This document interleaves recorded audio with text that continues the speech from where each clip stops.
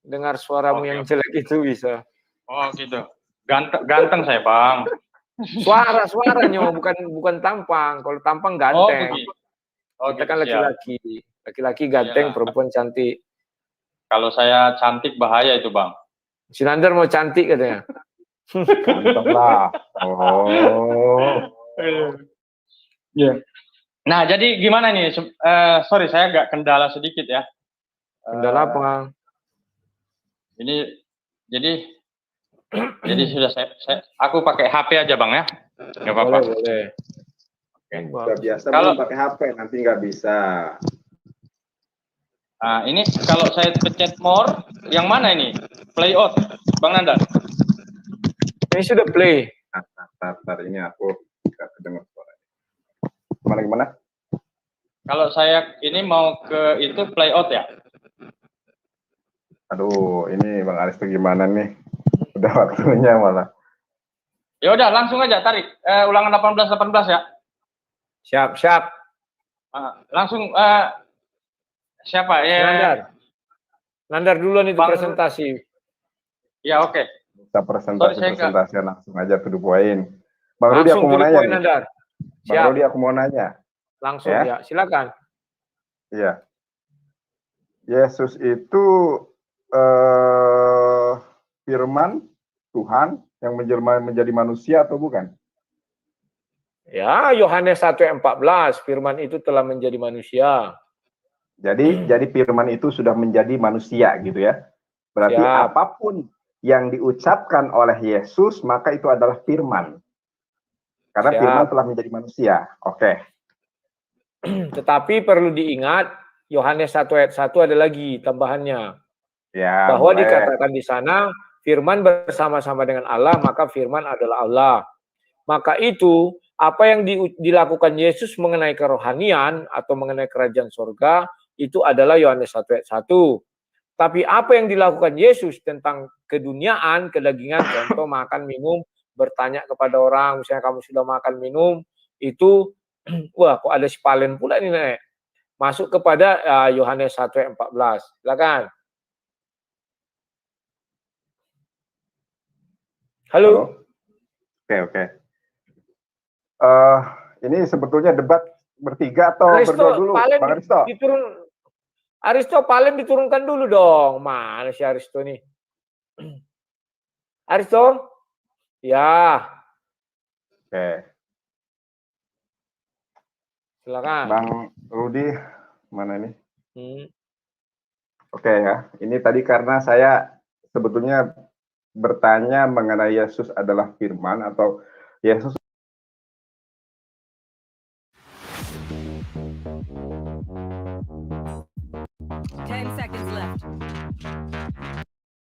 Saya mengutip kitab atau Sefer Debarim. Ini Sefer Debarim, mudah-mudahan terlihat. Aristonya bisa di-green dikit nggak? Nah, di dalam Sefer Debarim, di sini ada tulisan kursif. Ini yang atas Bang Rudi ya. Kalau ini tulisan Ibrani cetak. Nah, ini tulisan Ibrani cetak. Di sini disebutkan Nabi ya, Nabi Akhim ya, Nabi Akhim Lachem Mikereb. Mikereb Achichem ya. Seorang nabi akan dinyatakan atau akan dimunculkan ya. Lachem Mikereb, di antara Achichem, saudaramu. Maksudnya siapa saudara di sini? Adalah tidak lain dan tidak bukan saudara dari Bnei Yisrael, gitu ya. Asal mulanya itu Ishak. Jadi yang dimaksud di sini adalah Ismail. Sebentar, aku belum jelaskan. Silakan. Belum selesai aku ya. Kemudian kemoha wenatati ya, wenatati debarai.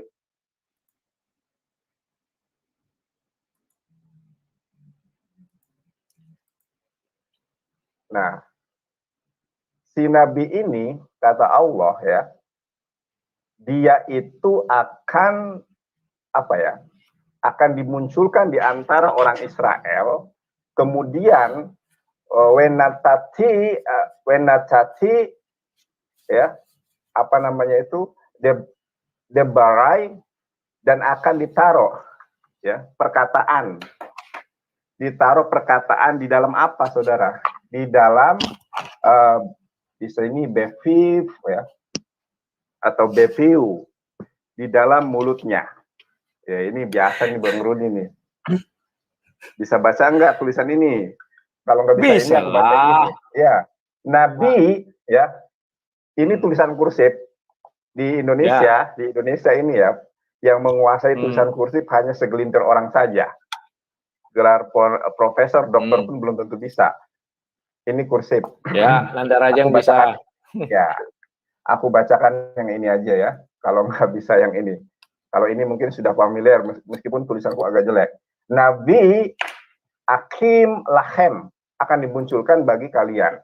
Ya, mikareb di antara akhihem, saudara kalian, hemoha, ya, wenatati debarai, ya, beviv bisa beviv. Nah, pertanyaan saya kepada Bang Rudi, apabila kita melihat di dalam kitab Ulangan pasal 18 ayat 18 ini, ya, siapakah nabi yang dijanjikan di dalam Sefer Debarim pasal 18 ayat ke-18? Bang Rudi harus tahu, kenapa tadi saya mengawali dengan pertanyaan, Yesus itu adalah firman yang menjadi manusia, atau manusia jelmaan firman, sehingga apapun yang dikatakannya itu adalah firman Tuhan. Kenapa saya mengatakan demikian begini? Ketika ya firman itu menjadi manusia, sebetulnya kalau kita mengulas secara linguistik, Yohanes 1 ayat 1 itu akan lebih jauh lagi pembahasannya. Tetapi saya tidak akan lari ke situ. Saya akan berfokus kepada Sefer Debarim pasal 18 ayat ke-18. Seorang nabi akan dibangkitkan bagi kalian ya dari antara saudara kalian, dan dia akan ditaruh ya firman di dalam mulutnya. Ditaruh firman di dalam mulutnya. Apabila Bang Rudi mengekspor ya Tanakh, Torah, Nevi'im, Ketubim, kemudian perjanjian baru dari Matius, Markus, Lukas, dan Yohanes sampai kitab Wahyu, tidak pernah Yeshua HaMasyiah menggenapi ini kalau Bang Rudi masih meyakini bahwa firman telah menjadi manusia. Kenapa saya katakan demikian? Ketika firman telah menjelma menjadi manusia, maka dia tidak perlu lagi menerima firman. Itu yang harus di breakdown, itu yang harus dicatat oleh Bang Rudi. Dan tidak pernah dikatakan ya begini. Mana? Aduh, penghapusnya nggak ada. Sebentar ya. Oke lah. Nah, Bang Rudi di sini dikatakan ya, ini dalam bahasa Ibrani ada dalet, dalam bahasa kursif ya, ada bet, ada res, ada yod, ya, debar. Debarai ya. Kalau dalam bahasa Ibrani yang namanya perkataan yang terus menerus, Bang Rudi, itu disebut dengan amar ya.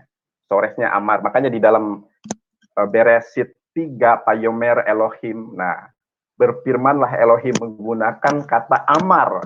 Tetapi di dalam Ulangan 18 ayat ke-18, ketika Tuhan atau Allah menyatakan tentang nubuatan nabi yang akan datang, itu menggunakan di sini dalet, bet, res, yod, debarai. Artinya satu kata. Satu kata apa, Bang Rudi? Ini berkesesuaian dengan terjadinya wahyu pertama yang diterima oleh Nabi Muhammad SAW di Gua Hiro. Apa itu? Nabi Muhammad SAW menerima satu kata dari malaikat Gabriel atau Ruhul Kudus. Apa itu? Iqra, sampai 3 kali. Iqra, Iqra, bacalah, bacalah. Dari penjelasan saya mengenai pengertian Nabi, kemudian mengenai Yohanes 1 ayat 1 dan Yohanes 1 ayat 14, ini teridentifikasi bukan untuk Yesus. Bang Rudi kalau punya Biblos, Alkitab, ya, di halaman 357 ya. Saya buka di sini. 376, sorry.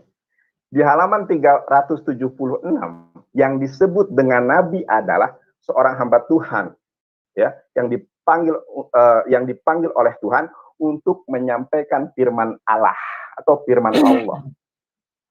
Dan ini tidak akan pernah tergenapi oleh Yesus apabila orang-orang Kristen meyakini, mengenali, memahami konsepsi yang salah bahwa Tuhan menjelma menjadi manusia. Tapi Bang Rudi jangan menanggapi tentang ininya, tentang firman menjadi manusianya. Kita fokus ke dalam Ulangan 18 ayat 18 yang berkorelasi tadi saya singgung, itu hanya untuk menstimulus bahwa di dalam kamus Alkitab sendiri bahwa nabi itu adalah yang menerima firman Tuhan. Kalau saudara meyakini bahwa Yesus itu adalah jelmaan dari firman, maka ini adalah suatu konsep yang salah, suatu konsep yang keliru apabila kita melihat dari original language dalam tulisan kursif maupun di dalam tulisan Ibrani cetak. Jadi Evangelis Yonatan Nandar ini tidak hanya menguasai kursif dan Ibrani cetak. Tidak hanya menguasai Ibrani cetak yang seperti ini, tetapi menguasai tulisan kursif yang mana para pendeta belum tentu mampu dan dapat menguasai kursif. Itu Bang Rudi. Bagaimana tanggapan Bang Rudi? Oke, tanggapan saya begini. Ini kok ramai kali orang disimpat. Iya.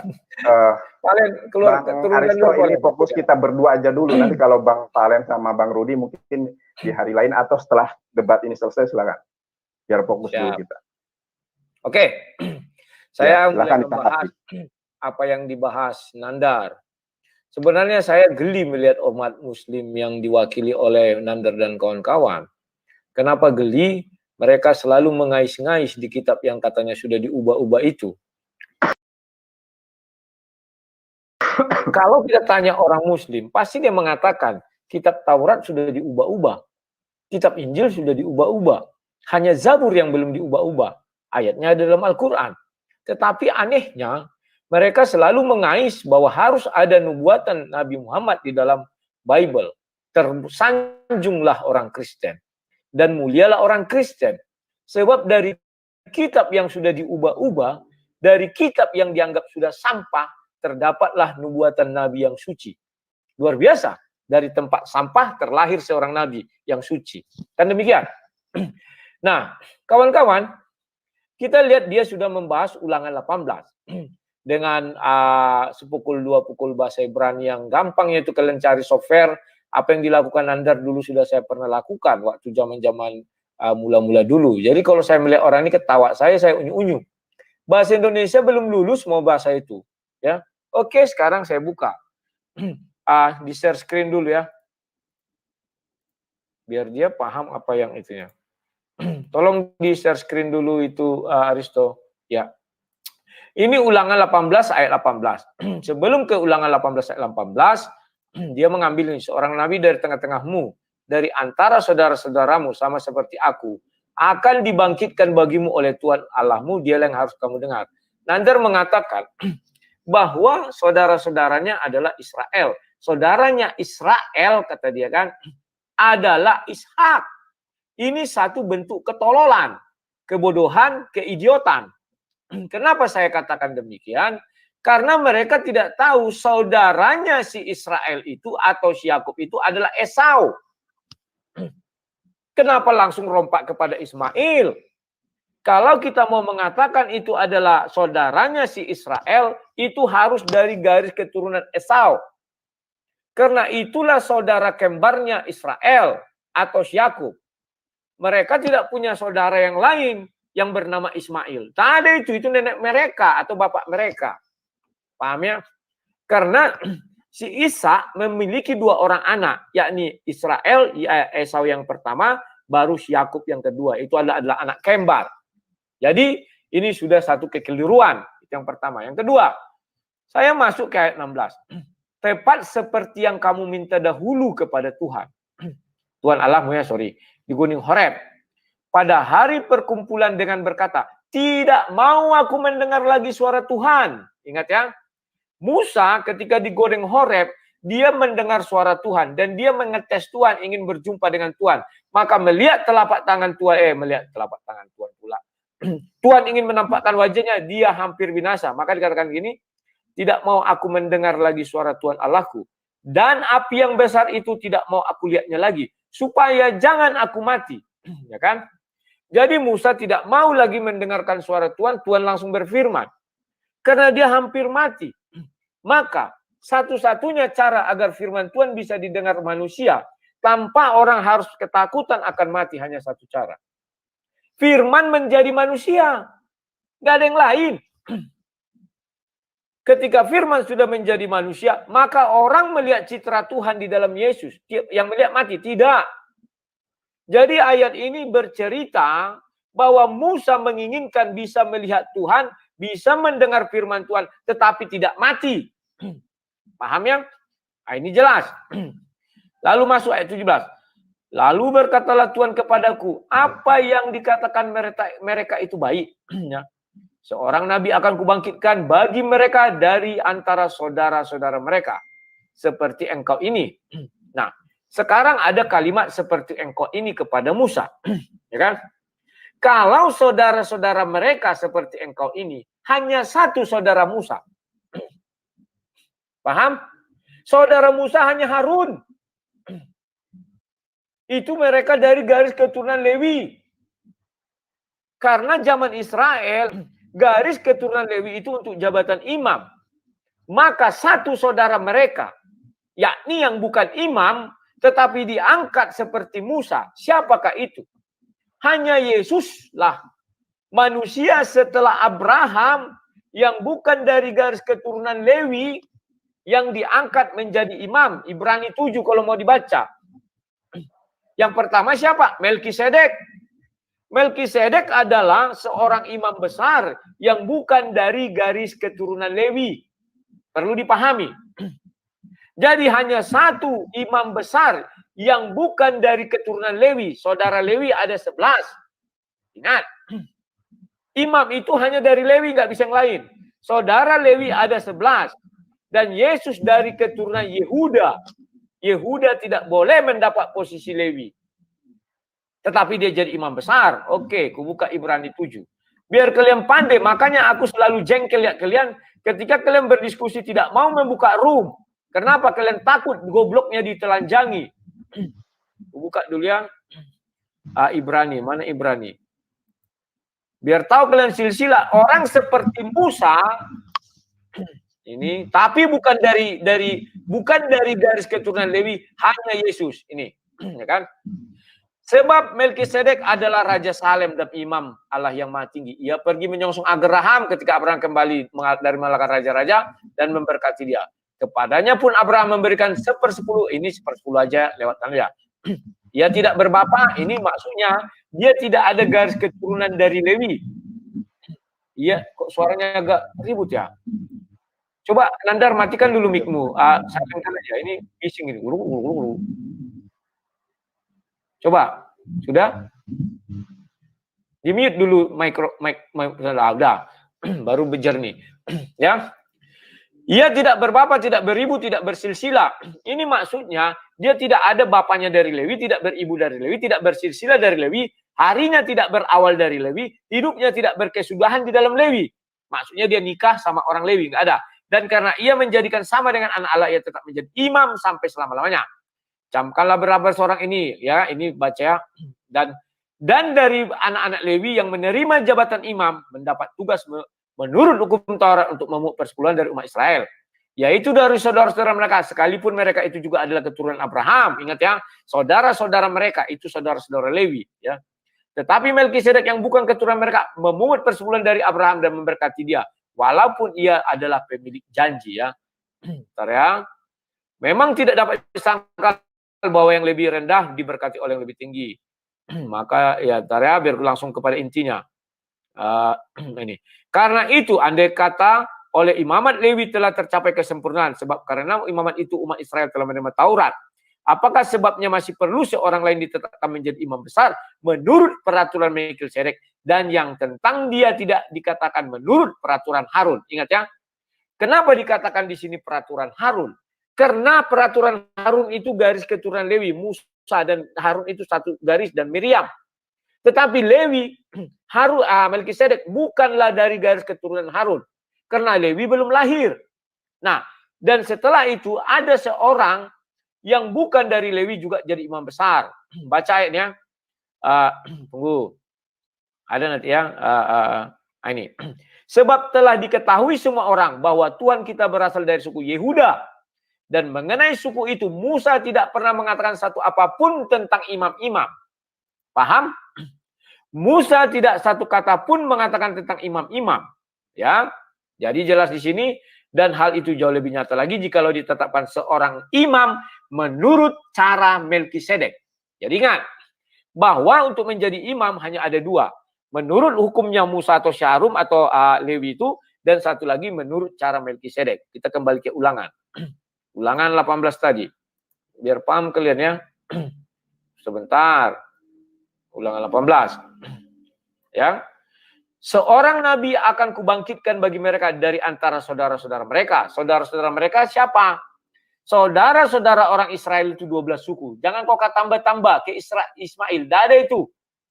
Seperti engkau ini, seperti si Musa katanya. Artinya Musa itu dari suku Lewi.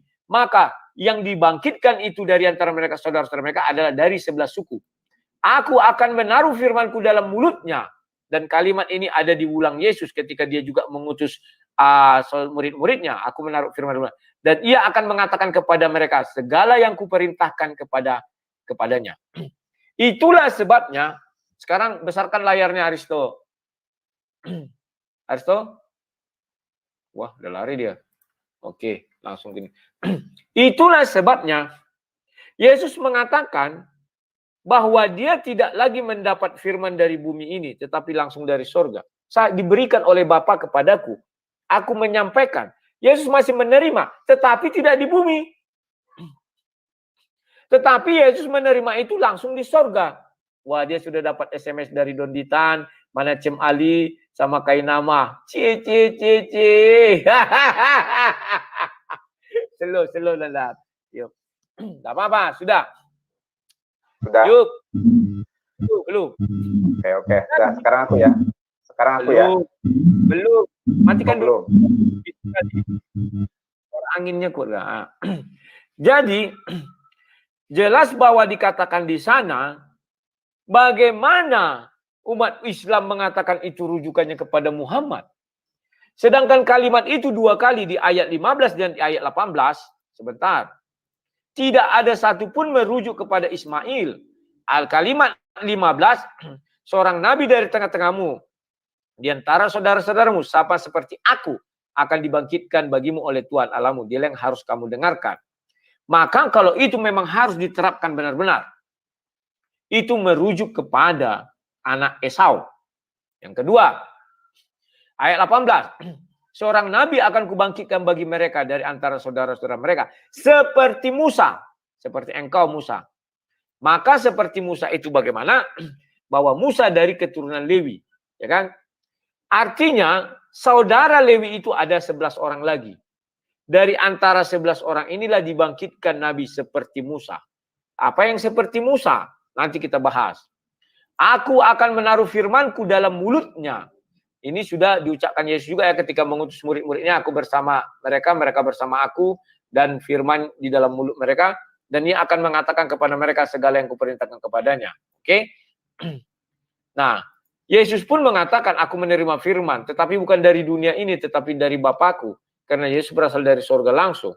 Ya, dan dia juga sudah berbicara langsung kepada murid-murid. Dan itu dikatakan di mulutnya ditaruh firman. Oke? Itu yang bisa saya sampaikan, silakan, Nandar. Saya belum bertanya loh dari sudut agama Kristen, Islamnya belum bukan dari sudut agama Islam. Silakan. Isikan Nandar, teman-teman. Oke. Iya. Udah ya. Iya, jadi gini, sebelum ke Oreh Nandar, nanti kita akan naikkan tradisi Judaism biar sama-sama nanti clear. Ya, kan? Enggak. Jangan. Beda. Aristo jangan. Berbeda. Nggak usah. Ya udah. Lanjut. Ya, tapi kalau setelah ini mau debat sama Faren nggak apa-apa. Jadi saudara-saudaraku, disinilah ya, kalau memahami agama berdasarkan asumsi, bukan berdasarkan fakta dan data. Kalau saya ini berdasarkan kajian linguistik, ya, bukan main-main. Ada ilmunya, ada disiplin ilmunya. Pertama tadi saya sampaikan, saudara, apabila kita melihat, bisa saudara cek, ya, saudara-saudari terkasih dimanapun saudara-saudari berada, silahkan dicek di dalam kamus Alkitab halaman 376 tentang definisi nabi. Seorang nabi itu adalah hamba Tuhan. Pertama, bukan Tuhan, dan bukan pula firman yang menjadi manusia. Ini titik tekan yang harus saudara-saudari pahami untuk mendapatkan berkat, kasih karunia, dan kuasa serta anugerah, kemudian karya terbesarnya yaitu hidayah al-Islam. Dari definisi Nabi saja, Yesus tidak lolos klasifikasi. Kenapa? Karena tadi di awal saya mengatakan, Bang Rudi, Yesus itu... Sebentar dulu Bang, aku Bising lagi kali mikmu kok bising kali.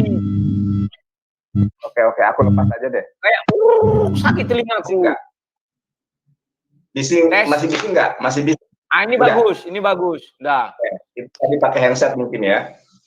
Oke, lanjutkan Bang Rudi. Sebentar, aku perbesar dokumennya. Jadi kalau kita melihat kamus Alkitab, Yesus tidak memenuhi klasifikasi. Kemudian kalau kita kembali ke pertanyaan saya di awal, Bang Rudi, apakah Yesus itu adalah firman yang menjadi manusia? Hayya hadabar, kalau dalam bahasa Ibrani itu hayya hadabar, pada mulanya adalah firman.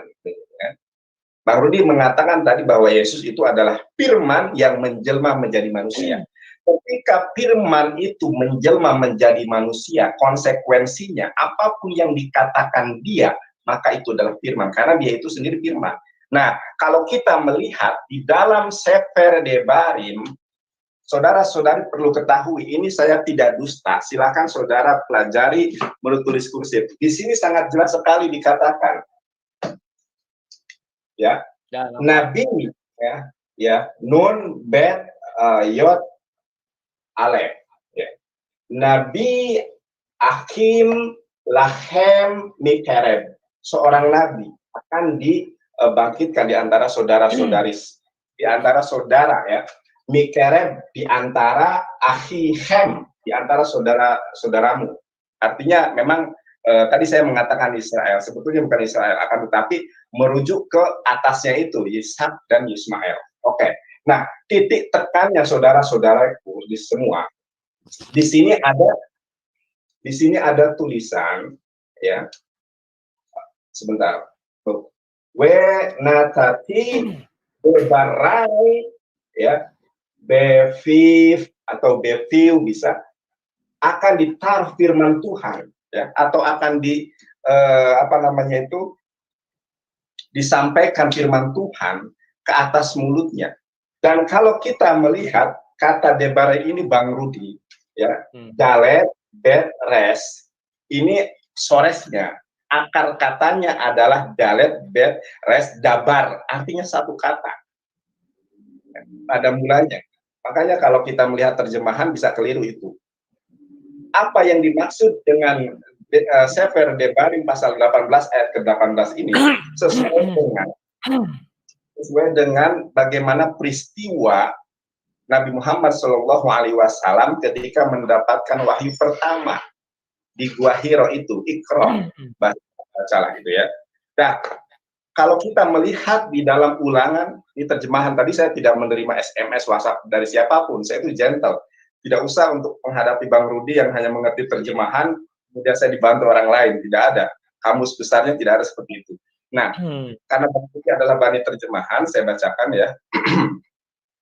Di dalam ulangan 18 itu, seorang nabi akan kubangkitkan bagi mereka di antara saudara-saudara mereka, seperti engkau ini. Aku akan menaruh firmanku ya dalam mulutnya. Ini sesuai dengan firman Allah di dalam surat An-Najm itu ya. Wa ma yantiqu anil hawa in huwa illa wahyu yuha. tidak yang diucapkan oleh sang Ruah Emet, sang Muhammad, kecuali adalah wahyu yang ditaruh di dalam mulutnya. Nah, kalau ini kemudian ditafsirkan atau diklaim untuk Yesus, maka gugurlah pernyataan firman telah menjadi manusia. Konsep ini harus gugur kalau orang Kristen meyakini Ulangan 18 ayat 18 untuk Yesus. Dari pengertian Nabi saja, halaman 376, maka akan gugur. Dan Yohanes 1 ayat ke-1, gugur, hayya hadabar itu ya. Sebentar, biar lebih konkret ada datanya, saya akan lampirkan bahasa Ibrani Yohanes 1 ayat ke-1. Sebentar Bang Rudi. Oke, Yohanan, Sefer Yohanan nih. Ya, aku katakan saja, karena aku bukan bani terjemahan. Ya, Bereshit hayya hadabar, wehadabar hayya im, ha Elohim hayya hadabar.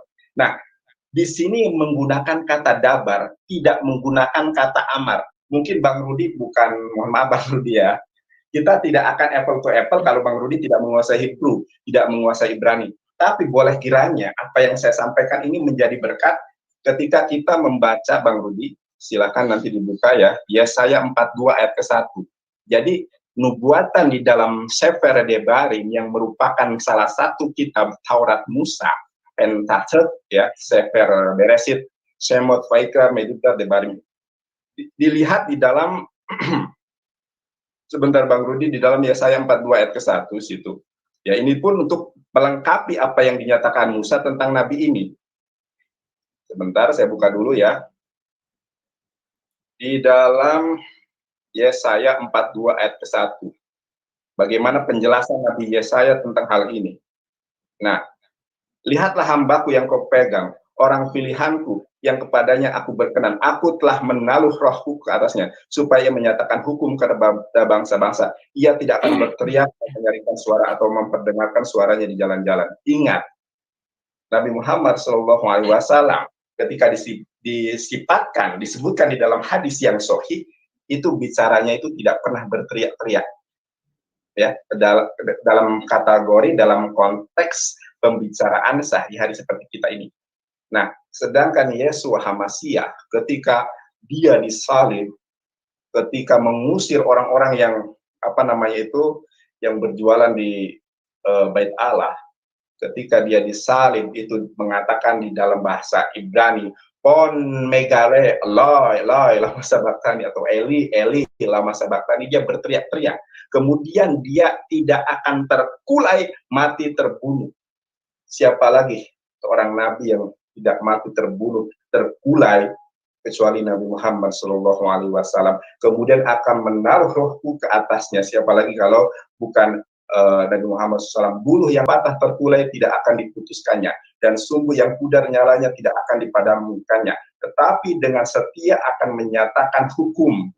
Nah, ingat, menyatakan hukum kepada bangsa-bangsa. Kemudian di dalam kitab Kejadian juga dinyatakan, Bang Rudi, bagaimana kejadian berapa ya?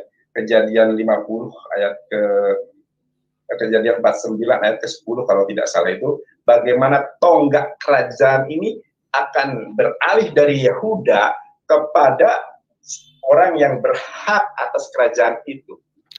Nah, dia akan mengalahkan bangsa-bangsa. Yesua HaMasyiah itu adalah seorang nabi yang tidak punya pasukan dan tidak pernah menyatakan hukum kepada bangsa-bangsa. Hanya Nabi Muhammad SAW. Dan Yesua HaMasyiah pun, atau Isa Al-Masih, itu menyatakan di dalam Matius 21 ayat ke-42-43, kerajaan Allah akan dicabut daripadamu dan akan diberikan kepada satu sosok yang di luar dari Bani Israel. Ini di dalam bahasa Ibrani-nya ada. Jadi begini Bang Rudi, bahasa Ibrani atau di luar orang Israel, kalau satu pribadi di luar orang Israel, di luar orang Yahudi itu disebut goy, satu pribadi.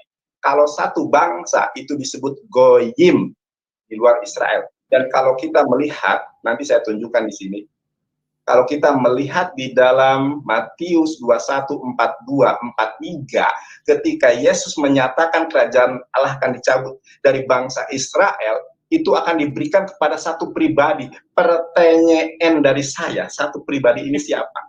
Jadi begini Bang Rudi, iya, satu pribadi itu siapa? Evangelis, apakah Anda itu asumsi?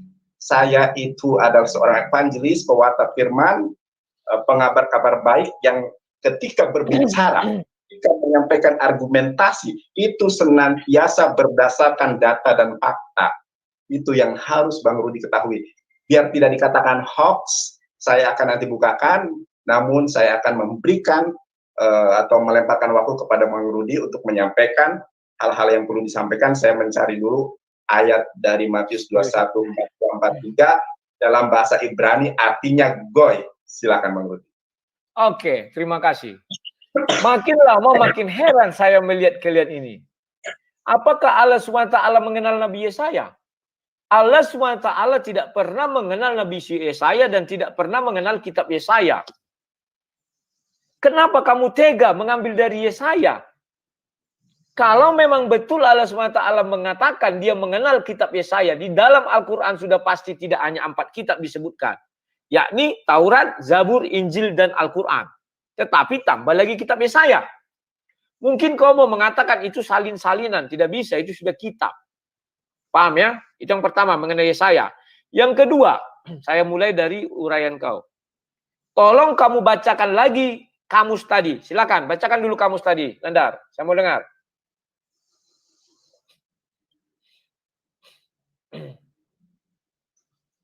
Oke, saya bacakan. Nabi. Ya, pelan-pelan, bacakan.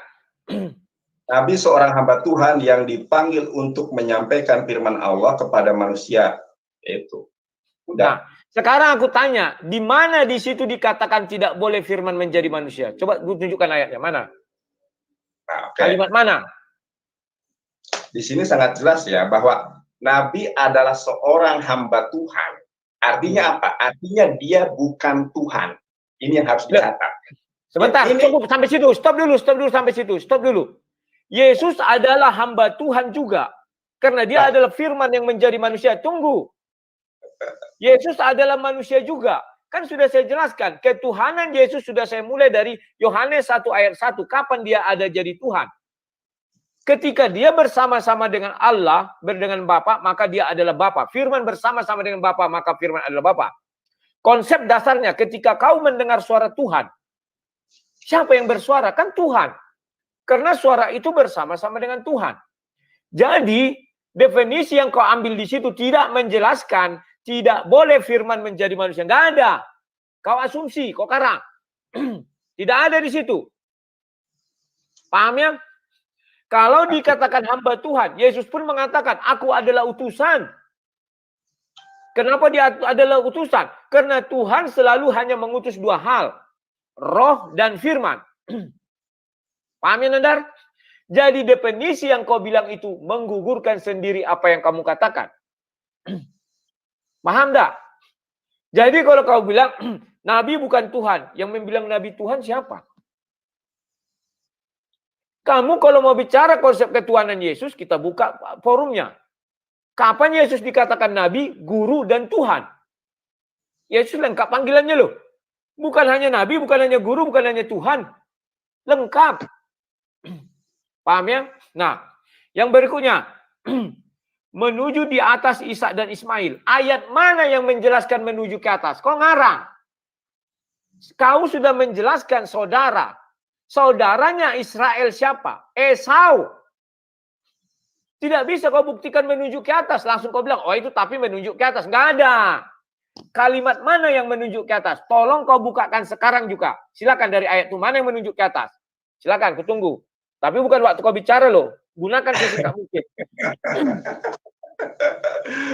Bang Rudi ngelawak nih. Aku nggak melawak. Serius ini. Tolong bukakan ayat tadi, ulangan 18, ayat 18. Mana yang menuju itu ke atas? Silakan.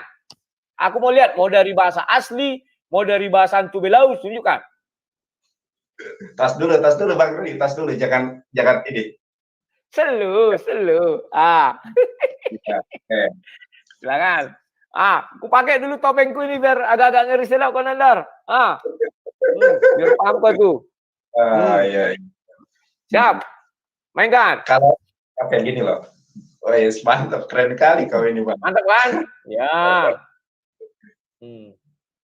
Oke, aku juga gini ya.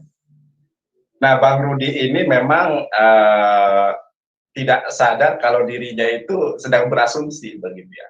Saya tidak berasumsi. Bukakan ayatnya. Itu yang ku minta sama kau, bukakan ayat yang menuju ke atas. Kau tadi bilang ke atas. Kasih ayatnya. Jangan lama-lama. Gini giliran ku bicara, aku hanya nanya kau. Karena tidak mungkin kau bicara, ku potong. Kasih ayatnya. Oke. Aku tunjukkan ayatnya sebentar, mana ya spidolnya. Ulangan 18. Ya, ulangan 18. Bentar ya, aku tunjukkan ayatnya. Silakan. Jadi begini, saudara. Makanya saya itu sampai Gracia Velo itu sampai ketar-ketir menghadapi saya. Nggak usah lari-lari ke Gracia Velo, nggak ada urusan. Kau tunjukkan saja itu, nggak usah lari ke Gracia Velo. Nah, katanya abang tadi nyuruh saya nunjukkan. Kenapa Ya, topengnya dibuka lagi? Kenapa topengnya dibuka lagi? Saya tunjukkan ini ayatnya. Biar jangan kena strike. Nanti kena strike sama YouTube. Dia dua punya aplikasinya kuning. Ya, silakan. Oke, ini Bang Rudi. Ya. Ayatnya sudah sungguh sangat jelas, Bang Rudi, ya. Di sini aku agak slow ya, biar Bang Rudi ini mendapatkan. Ku tunggu, silakan. Di sini sangat jelas sekali. Nun, bet, yod, alef, nabi, ya. Nabi aku lahem bagi kalian. Mikereb. Mikereb ini adalah among kalau dalam bahasa Inggris. Tetapi kalau di dalam bahasa Ibrani kemudian diterjemahkan ke dalam bahasa Indonesia, ini boleh bermakna di antara ya. Di antara di sini ada tulisan Ahehem.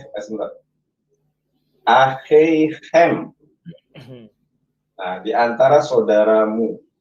Ya. Yang dimaksud dengan di antara saudaramu begini. Kita untuk melihat itu asumsi kau. Asumsi kau itu. Asumsi. Tidak ada dikatakan di situ merujuk kepada Ismail. Tidak bisa. Itu giliranku bicara. Kau hanya ku kasih kesempatan menjelaskan. Ini masih giliranku. Itu asumsi ku tunjukkan langsung. Tunjukkan langsung di situ dikatakan Ismail. Nggak ada. Nggak ada dikatakan Ismail. Sekarang tunjukkan kepada saya bahwa iya, sekarang tunjukkan kepada saya bahwa itu untuk Yesus. Harusnya itu formula di dalam hukum. Saya sudah tunjukkan. Barang siapa saya sudah tunjukkan. Sebentar. Saya sudah tunjukkan. Pertunjukannya sudah saya tunjukkan dari tadi. Share screen. Biar saya ajari kau. Share screen dulu. Siapa namanya itu? Admin. Ulangi ulangan itu. Kau mengarang-ngarang. Nggak ada dibilang di situ kepada Ismail. Ngarang kau. Ayatnya nggak ada. Ini bukan untuk Ismail. Sebentar. Ismail, jangan lari kepada ini. Loh, kau bilang tadi Ismail. Merujuk kepada Ismail. Dengarkan dulu makanya. Bukan ulangan. Kau bilang Ismail langsung ke atas. Saya jelas. Tidak, ulang. Sebentar. Ini giliranku, bukan giliranmu. Ini giliranku, bukan giliranmu. Saya hanya meminta. Ya, nanti kau jawab. Oke. Ini giliranku, bukan giliranmu. Aku hanya meminta biar kau tahu apa yang kau bacakan. Siap ya? Seorang nabi dari tengah-tengahmu, dari antara saudara-saudaramu. Kau mau bilang saudara-saudaranya ini saudara-saudara siapa? Saudara-saudara si Musa. Oke. Sudah saya katakan. Saudara si Musa namanya Israel. Maka di antara saudaramu yang lain, misalnya kau mau mengatakan begitu, Israel punya saudara kembar namanya Esau. Sudah. Tidak bisa kau lompat langsung ke Ismail. Saudara kembarnya si Israel itu ada Esau namanya. Yakub. Yakub itu kan Israel. Oke, paham ya? Sekarang ayat 18. Seorang nabi akan kubangkitkan bagi mereka. Mereka ini siapa? Kumpulan orang banyak dari antara saudara-saudara mereka. Seperti engkau ini. Musa itu adalah seorang nabi. Nabi dari keturunan Lewi. Tidak perlu kau tafsir, tidak perlu asumsi. Musa itu keturunan Lewi. Maka akan dibangkitkan seorang nabi yang bukan dari keturunan Lewi. Saudaranya Lewi, 11 suku lagi. Hanya 2 manusia yang menjadi imam yang bukan dari keturunan Lewi. Yang satu Melkisedek sebelum daripada Lewi itu lahir. Yesus Kristus sudah Lewi itu lahir. Sudah saya buktikan ya. Kemudian ayat 16. Tepat seperti yang kamu minta dulu kepada Tuhan Allahmu di Gunung Horeb. Pada hari perkumpulan dengan berkata, tidak mau aku dengar lagi suara Tuhan. Jadi ketika Yesus datang ke dunia, orang tidak lagi mendengar suara Tuhan langsung. Suara Tuhan langsung masuk. Asumsi. Tetapi firman itu telah menjadi manusia, itu bukan asumsi. Sudah ada Yohanes 1 ayat 1, Yohanes 1 ayat 14. Tidak mau lagi aku mendengar suara Tuhan. Itulah sebabnya hanya di zaman Yesus orang tidak lagi mendengar suara Tuhan. Kecuali ketika Yesus dibaptis. Hanya satu kali itu lagi Tuhan datang berbicara Yesus dalam air. Itu menunjukkan konsep Kejadian 1 ayat 1 sampai 3. Oke, aku ya. Belum, tunggu. Dan api yang besar itu tidak mau lagi aku melihatnya. Jadi Tuhan tidak datang lagi dalam wujud benda-benda yang bukan manusia. Contoh api, di sema api. Tidak dalam api lagi Tuhan datang. Tidak dalam tiang awan, tiang api. Paham kan? Sehingga Tuhan datang dalam apa? Ya dalam manusia. Supaya manusia bisa melihat, bisa mendengar suara Tuhan tanpa dia mati. Paham nggak? Saya belum bertanya tentang agama Islam loh. Saya belum membahas dari agama Islam. Setelah ini aku habisi kau. Silakan. Oke, ya. Perbesar Bang layarku biar kelihatan imutnya. Biar kelihatan tampannya. Oke, saya besarkan. Ya, silakan.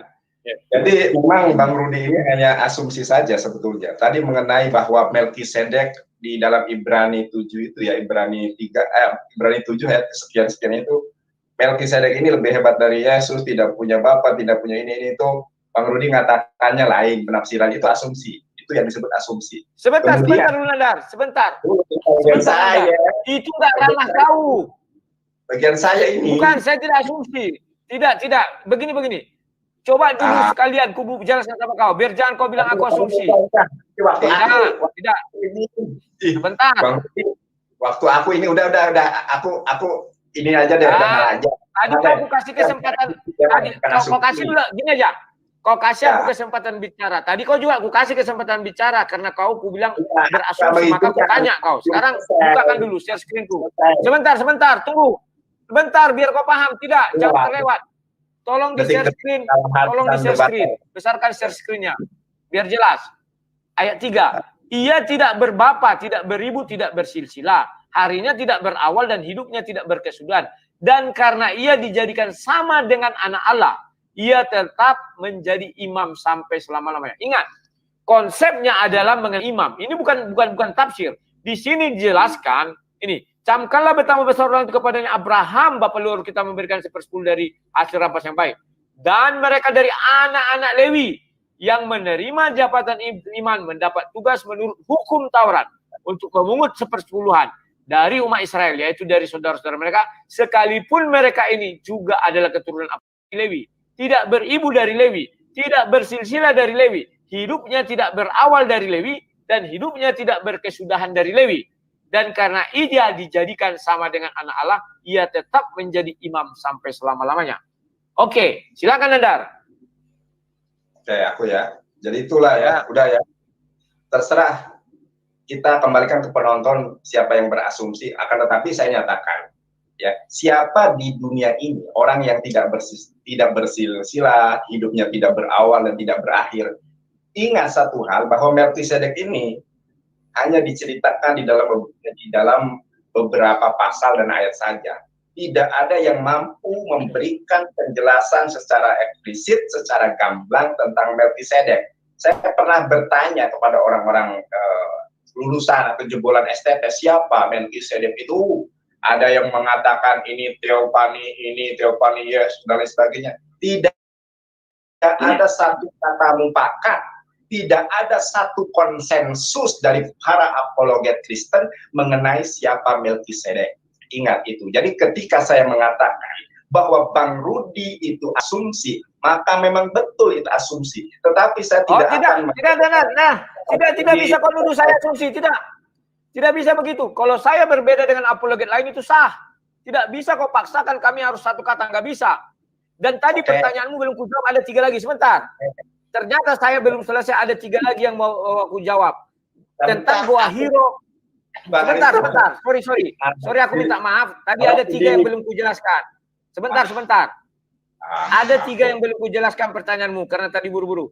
Tentang Goa Hiro, tentang mati terkulai, tentang Yesus Nabi. Sebentar. Biar selesai. Tunggu. Belum selesai ini menjelaskan, baru aja ngomong asumsi sudah. Sebentar. Karena begini Nandar, tidak bisa kau mengatakan asumsi-asumsi dari tadi kau kulihat begitu. Kau jelaskan saja, nggak usah pakai asumsi. Kalau kau mengatakan kau asumsi silakan. Ya udah yang waras. Dan satu lagi, udah 2 kali kau jangan sama-samakan aku dengan Gracia Pelo. Jangan sama-samakan aku dengan orang-orang lain. Aku adalah aku bicara di sini sebagai aku. Paham ya? Dan kau pun tidak akan kukatakan kau tidak seperti Aristo dan tidak seperti yang lain-lain. Paham? Oke, silakan. Sip, tarik. Bang Rudi ini lebih daripada istri saya baperan. Enggak, begini. Sabar gini. Bang Valen saya naikkan aja karena tadi saya undang, tapi beliau nggak ngomong. Bang Rudi saja sama Bang ini. Karena Bang Valen juga menyiarkan. Kalau nggak ngomong di bawah aja. Oh ya siap. Nggak usah. Si Nandar pun nggak setuju itu. Biar jelas. Oke, lanjut. Tarik. Ya. Ini kita, Bang Rudi, biar kita tidak tegang-tegangan, tos lagi. Tos. Oke.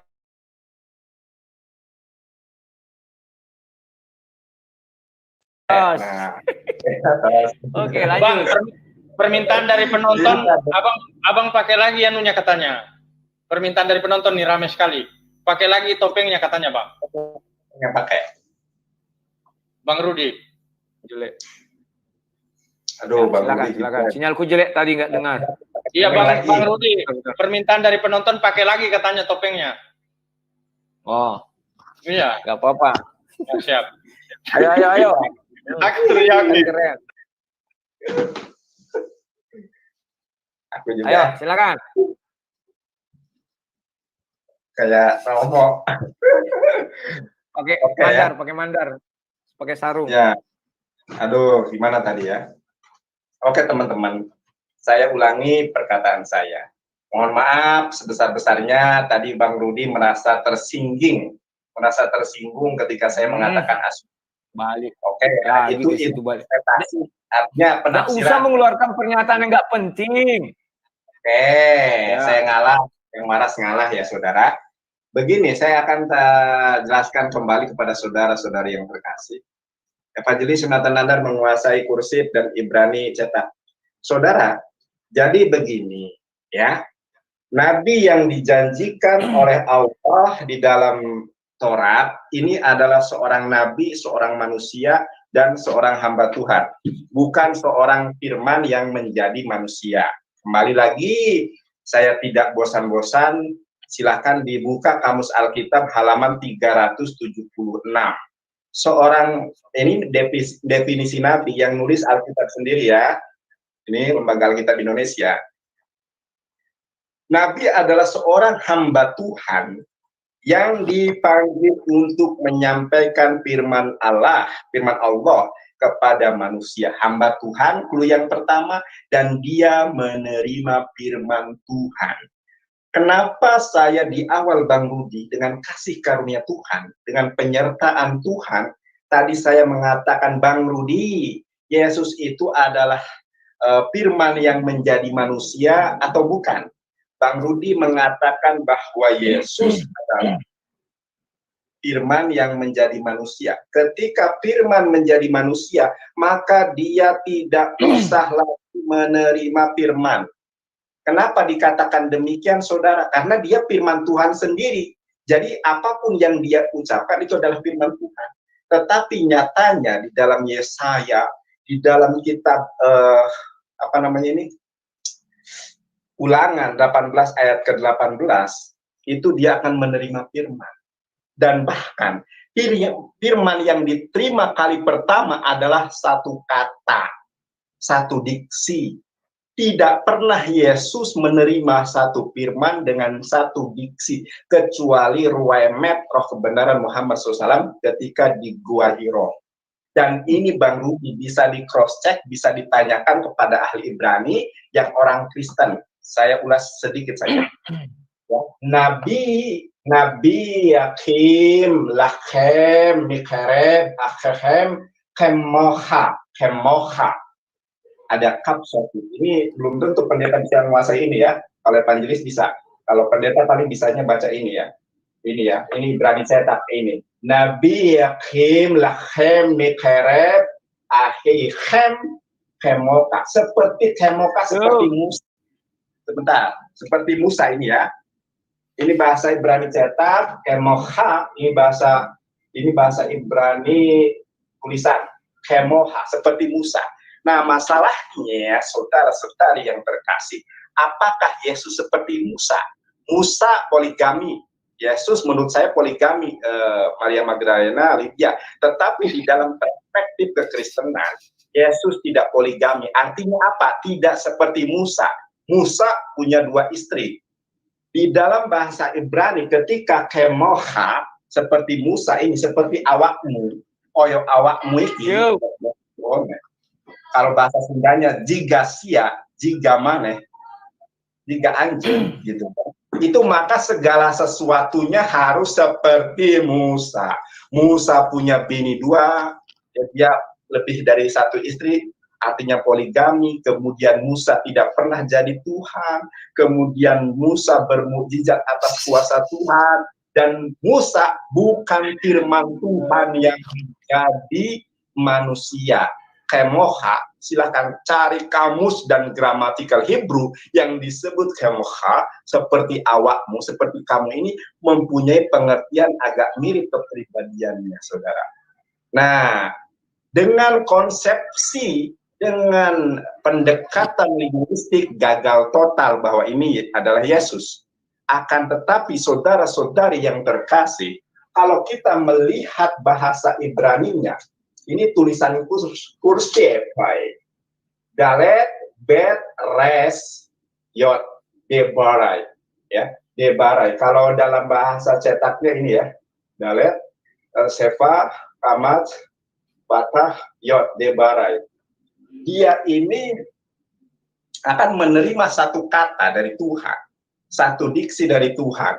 Diawali dengan satu diksi. Siapa lagi kalau bukan Muhammad? Ketika Nabi Muhammad SAW menerima di Gua Hiro, Iqra, bacalah, Iqra, bacalah, Iqra, bacalah. Dan ini hanya digenapi oleh Muhammad SAW, Nabi yang umi, Nabi yang terakhir, sebagaimana nubuatan Ulangan 18 ayat ke-18. Apabila kita membaca secara komprehensif, sebetulnya kitab Ulangan 18 ayat ke-18 ini hanya memberikan beberapa clue saja. Saya belum melanjutkan ayat-ayat, tetapi karena waktu ini sangat singkat sekali, di dalam kitab Yesaya, di dalam kitab kemudian Kejadian, tonggak kerajaan akan dicabut, akan berpindah dari Yehuda. Kemudian perkataan Yesus sendiri, oh ya tadi saya janji ya saudara, capek juga saya. Slow. Nah, saudara, ini bahasa Ibrani perjanjian baru, Bang Rudi. Ya, Yohanan. Perjanjian baru bahasa Yunani itu. Ya, itu terjemahan juga karena Yesus itu bahasanya bahasa Ibrani, bukan bahasa Yunani. Oke, lanjut. Interupsi dulu. Saudara-saudari yang terkasih, apabila kita membaca Sefer Yohanan, Sefer Matius ya, Matius pasal ke-21 ayat ke-43. Sampai di sini disebutkan Al-Khen ani Omer lahem kitilakah ya, kitilakah michem malakot ha-Elohim, milkot ha-Elohim, milkot kerajaan Allah ya, Elohim milkot wetinaten legoy. Ini ya, aduh, gimana bisa dibesarin nggak ya? Bisa. Oke. Nah, ini tuh, Bang, ini ya. Ini adalah lamet, gimel, kemudian ini vav, ya, legoy, lamet, gimel, vav, yod, dibaca legoy. Kerajaan Allah, kata Yesus, ya.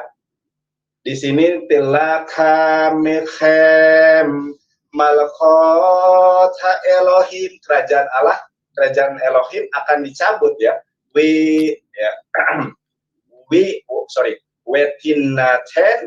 Wetinaten legoy aser, akan dicabut daripadamu. Ketika itu Yesus berbicara dengan orang-orang Yahudi, bukan dengan orang-orang di luar Yahudi. Akan dicabut daripadamu dan akan diberikan timnaten, mana tadi apa? Aduh, Wetinaten legoy, Bang Rudi. Ini bukti dan fakta. Seperti inilah berdiskusi, Bang Rudi. Ada data, ada fakta. Ini yang nulis Ibrani ini, yang menciptakan perjanjian baru dalam bahasa Ibrani, bukan orang Islam. Orang Kristen sendiri. Cuma masalahnya teman-teman Kristen ini nggak menguasai Ibrani, nggak menguasai Hebrew, sehingga hanya melihat terjemahannya. Di dalam terjemahannya apa? Kerajaan Allah akan dicabut daripadamu dan akan diberikan kepada suatu bangsa lain. Kalau bangsa itu dalam bahasa Ibraninya bukan legoy, tetapi goyim. Im itu adalah plural. Kalau di sini legoy itu satu pribadi, Bang Rudi.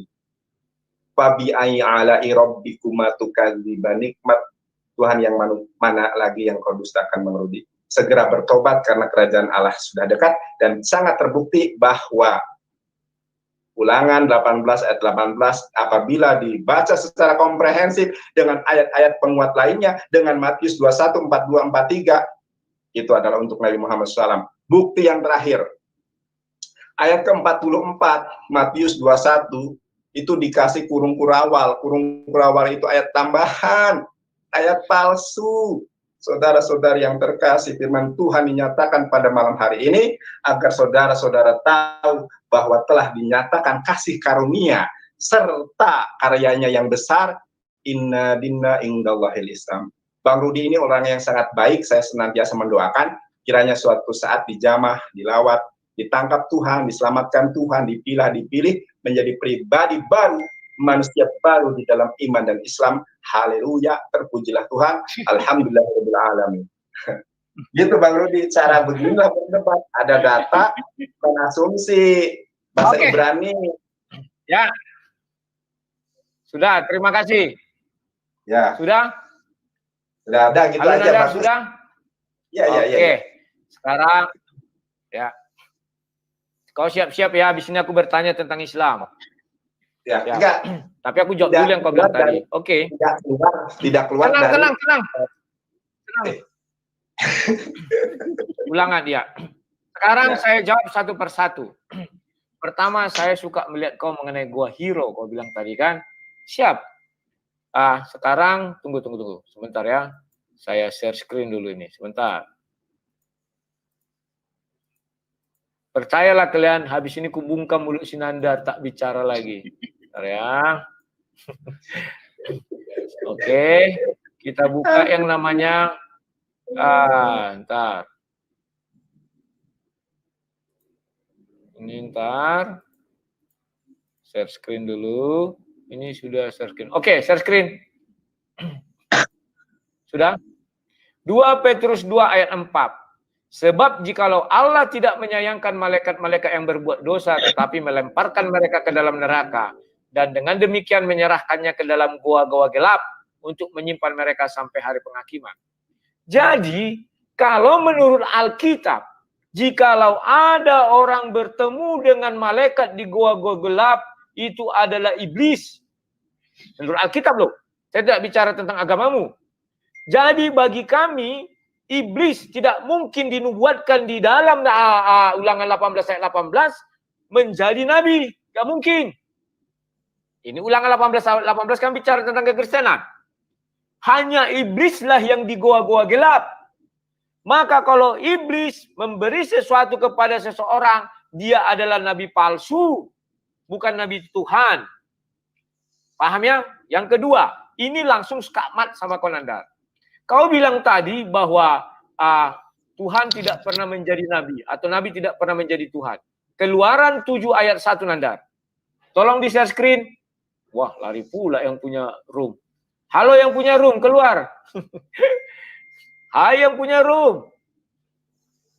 Keluarlah, keluarlah, keluarlah. Hai yang punya room, keluarlah, keluarlah, keluarlah. Share screen, mohon share screen. Siap, siap. Oke, tarik. Keluaran 7 ayat 1. Berfirmanlah Tuhan kepada Musa, lihat aku mengangkat engkau sebagai Allah bagi Firaun dan Harun. Abangmu akan menjadi nabimu. Artinya kau kalah telak Nandar. Titik. Jangan kau jawab. Itu titik. Sudah kalah telak kau. Kau bilang nabi tidak pernah jadi Tuhan. Suka-suka Tuhan diangkat nabi menjadi Tuhan pun bisa. Sekalipun itu hanya untuk Firaun.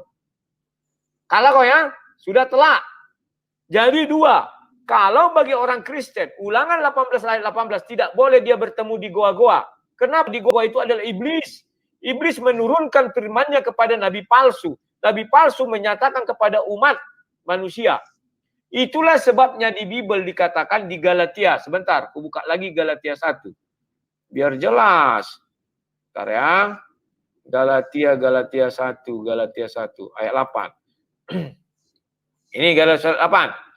Tetapi sekalipun kami itu adalah rasul ataupun dikatakan ini. Tetapi sekalipun rasul atau seorang malaikat dari sorga yang memberitakan kepada kamu satu Injil yang berbeda dengan Injil yang telah kami beritakan kepadamu, terkutuklah dia. Maka Ulangan 18 ayat 18 tidak akan pernah berbeda, tidak akan pernah memberitakan Injil yang berbeda dengan Injil yang ada di dalam Bible yang disampaikan oleh para rasul dan disampaikan oleh Yesus. Maka kalau kamu bilang itu kepada di luar Alkitab, itu adalah orang-orang terkutuk, iblis. Kenapa?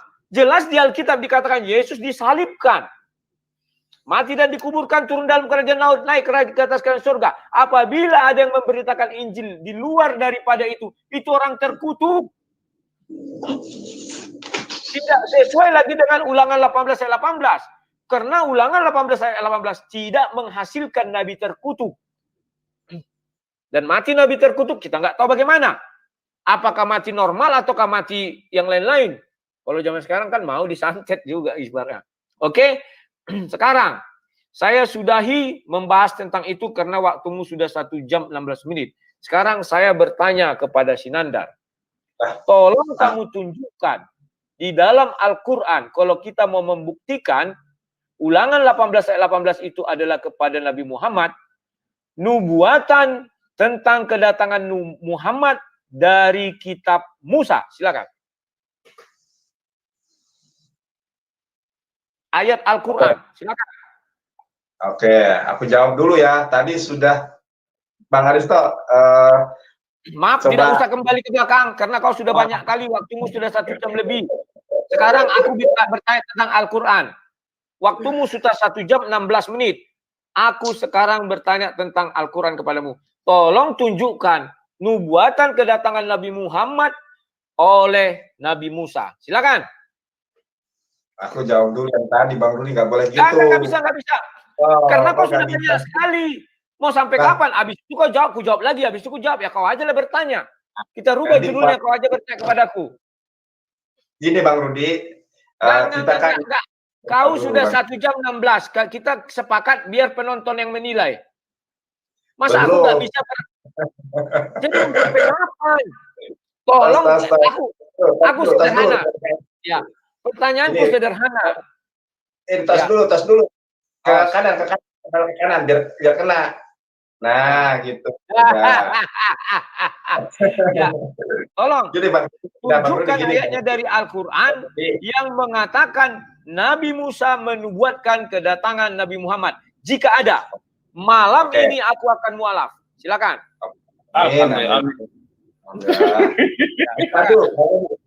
Asyhadu. Disaksikan mengalir asyhadu. Ala ilaha illallah wa asyhadu Tunggu dulu. Nanti aku akan bertanya tentang itu. Silakan, jawab dulu. Silakan, jawab dulu. Karena habis itu aku nanti bertanya. Oke, Nanda. Bisa nggak aku hanya beriman kepada Allah SWT? Oke, Bang Rudi. Boleh. Nah, itu aja dulu. Nggak ada urusan, nggak enak. Itu aja dulu, itu aja. Nubuatan tentang kedatangan Nabi Muhammad oleh Musa dalam Al-Quran. Silakan. Oke, Bang Rudi. Ya. Tapi boleh ya, setelah aku jawab ini, aku menjelaskan yang tadi. Boleh? Jangan. Karena waktumu sudah banyak kali. 1 jam, masa nggak cukup 1 jam 16 menit? Aku tadi hanya diam. Silakan. Gantian, Dok. Aku tidak lebih dari 30 menit. Aku tidak lebih dari 30 menit. Silakan. Nggak boleh. Jangan mati kau duluan. Belum kau jawab. Jangan mati, nanti matinya. Slow lagi.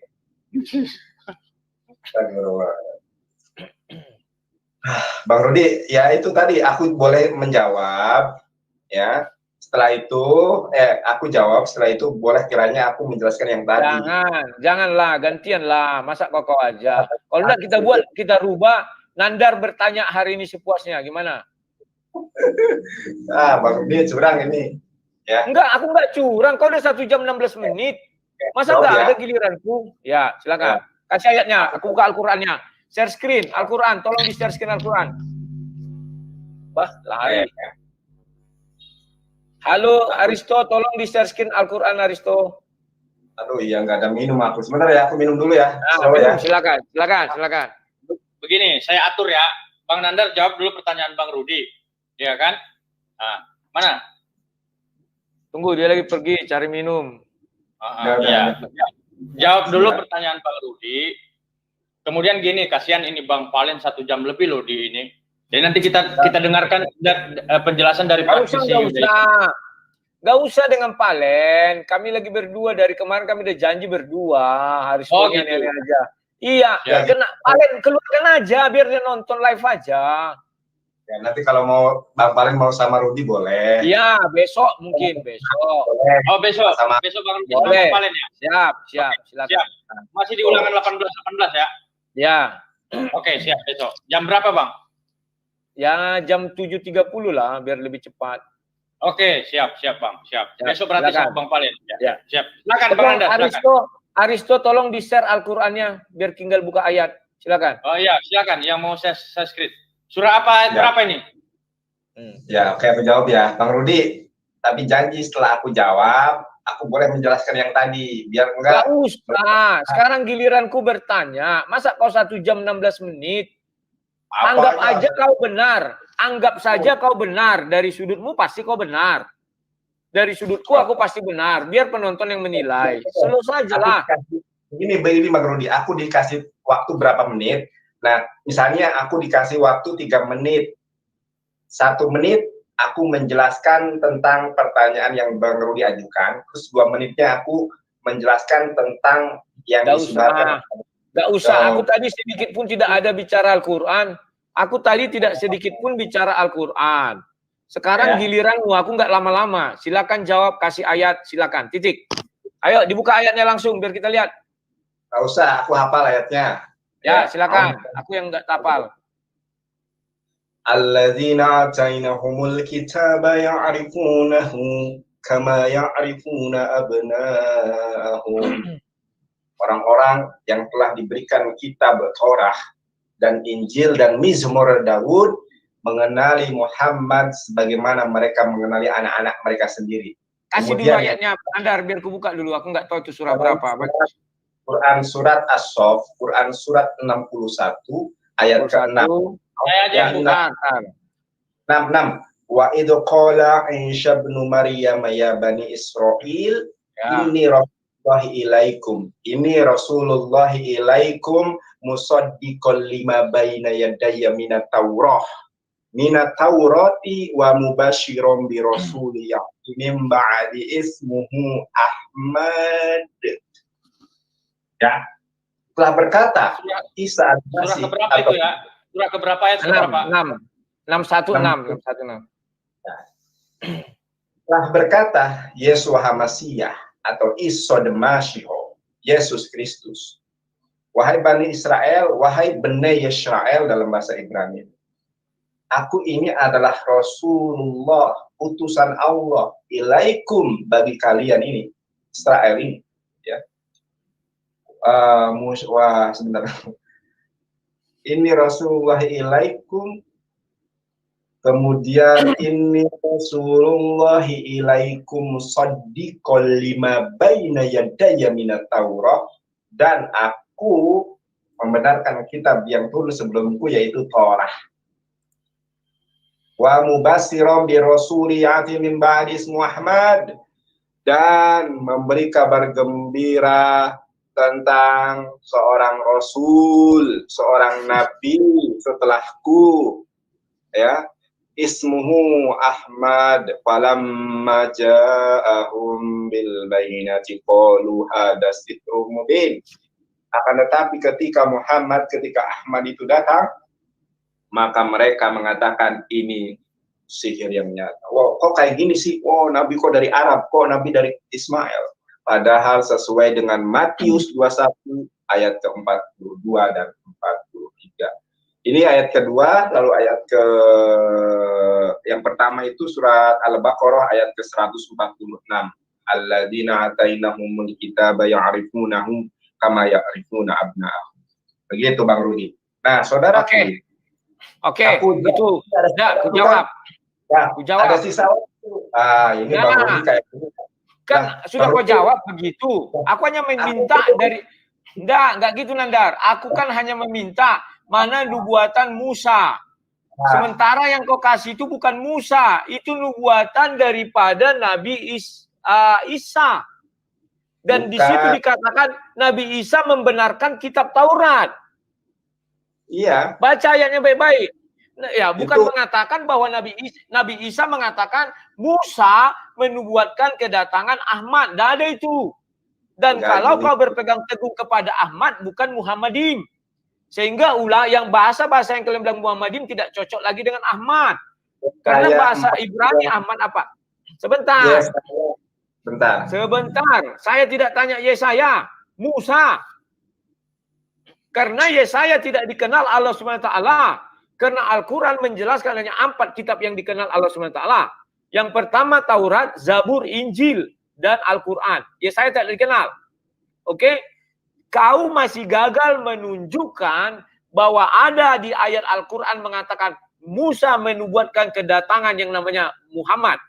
Tetapi Nabi Isa, ya, saya tidak pernah menyangkal bahwa Nabi Isa mendatang menubuatkan kedatangan Ahmad. Bukan Muhammad, buka kurung tanda kurung. Yang kau bilang umat buka kurung tanda kurung ya. Kau bilang tadi kalau tanda kurung itu tambahan manusia. Ingat perkataanmu tadi. Sengaja saya simpan ucapanmu. Bang Rudi, kurung kurawal. Itu dalam Matius 21 ayat ke-44 pakai kurung kurawal. Kurung kurawal itu tambahan. Jadi kalau buka kurung, sebentar, tahu aku. Jadi kalau buka kurung tanda kurung nggak tambahan. Oke, begini, aku jelasin ya. Tidak mungkin, sebentar.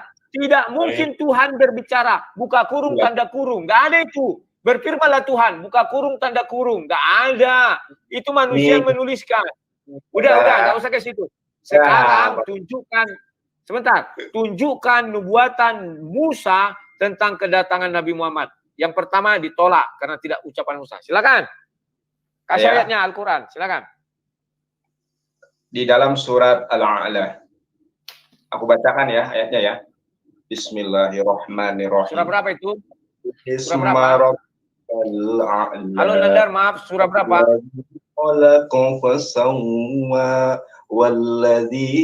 Surah berapa itu? Maaf. Katakan dulu. Sebentar. Surah berapa? Surah berapa? Kasih tahu lah. Sebentar, nanti aku kasih tahu. Aku tuh surah berapa Nandar? Tuh. Iya, surahnya kasih tahu biar kami bisa melihat. Surah berapa? Biar semua orang bisa menyaksikan, belajar. Surah berapa? Surat ke-87 ya. 87 ayat? Ya. Ayat ke-19. Inna hadza fis suhufil ula suhufi Ibrahim wa Musa Allah, Masya Allah ya. Jadi begini saudara, bahwa Al-Quran sudah menjelaskan orang-orang yang telah diberikan kitab sebelum Al-Quran, Mizmor Daud, Injil, Torah, itu mengenali Muhammad SAW sebagaimana mereka mengenali anak-anak mereka sendiri. Quran Surat Al-Baqarah ayat 146.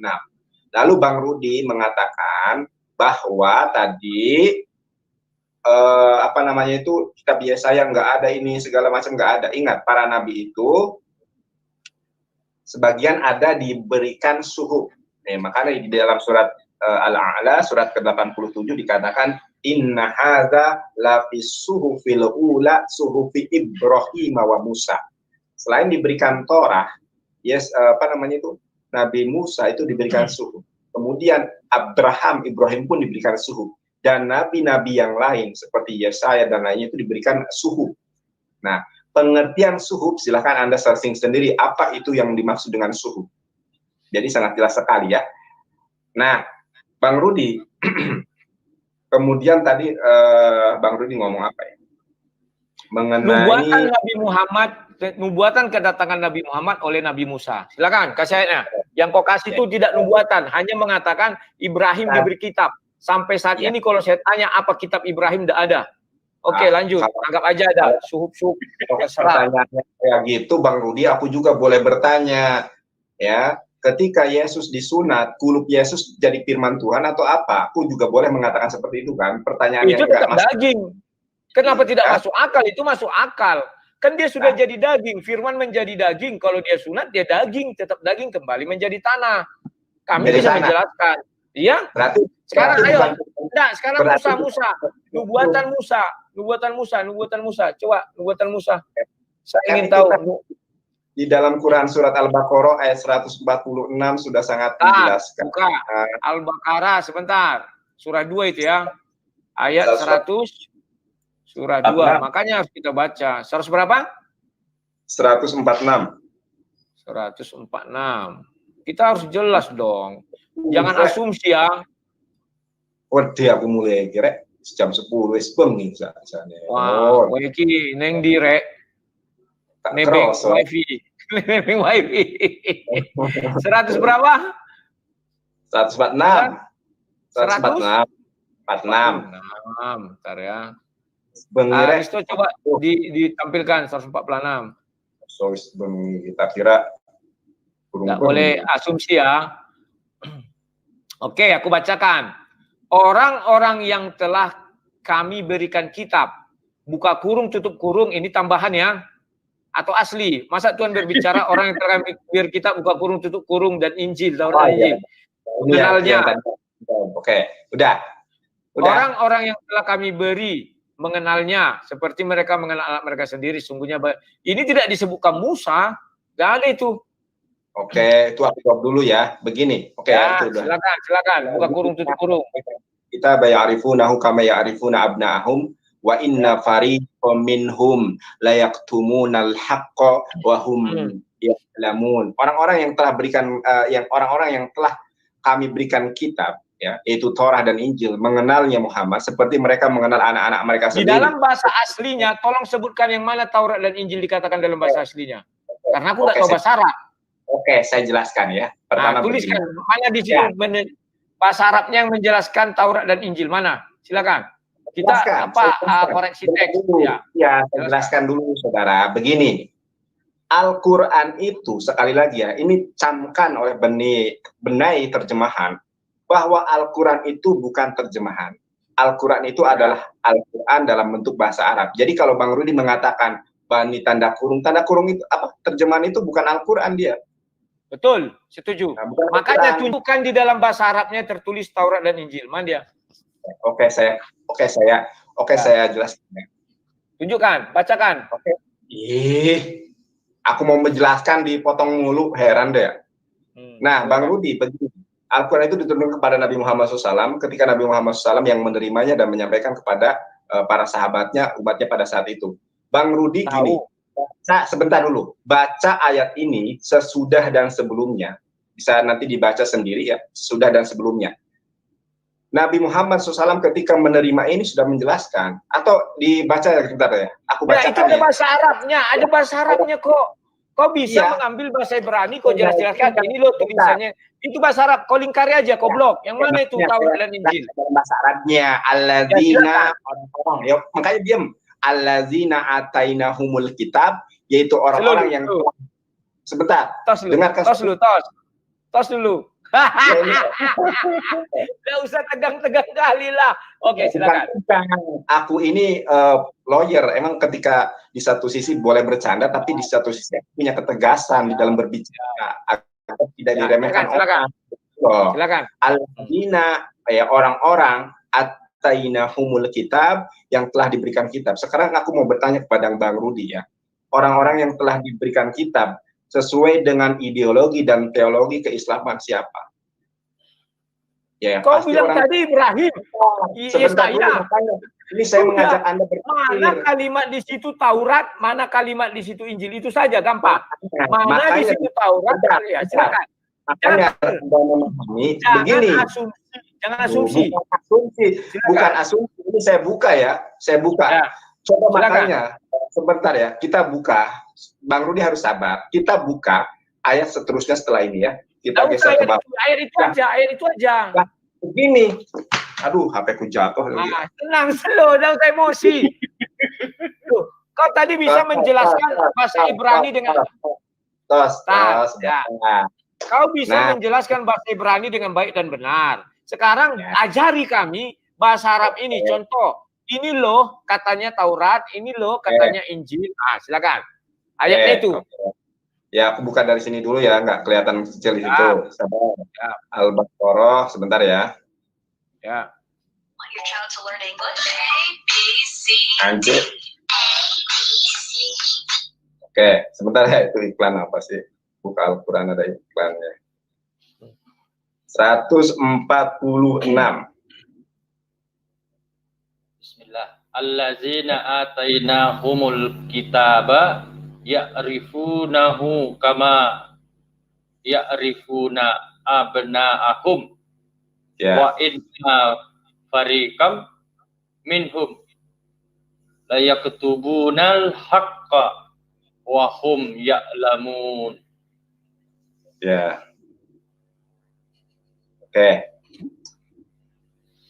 Di sini dijelaskan alladzina ya, yaitu orang-orang alladzina atainahumul kitab, yaitu orang-orang yang telah, ini adalah fiil madi ya, yaitu apa namanya itu, sesuatu yang telah berlalu, yaitu orang yang telah berikan kitab. Di dalam perspektif Islam tentu tidak lain dan tidak bukan, jangan ditertawakan. Tadi katanya mau menjelaskan. Tampilkan dulu wajah kami biar kulihat lu bagaimana wajah Sinandar. Gini, Bang Rudi, aku jelaskan ya. Jadi begini, Al-Quran itu diturunkan, ada asbab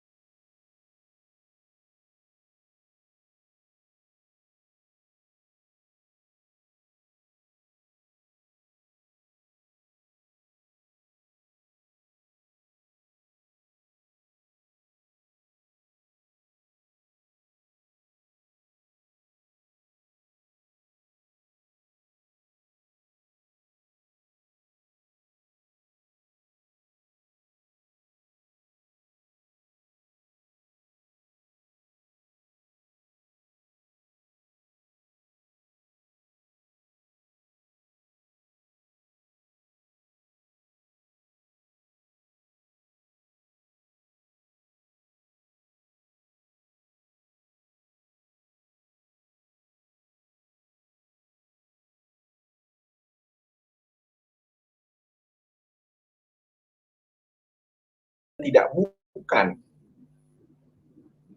adalah Yahudi dan Nasrani, yaitu kitab Torah, kitab Mizmor Daud, dan kitab Injil.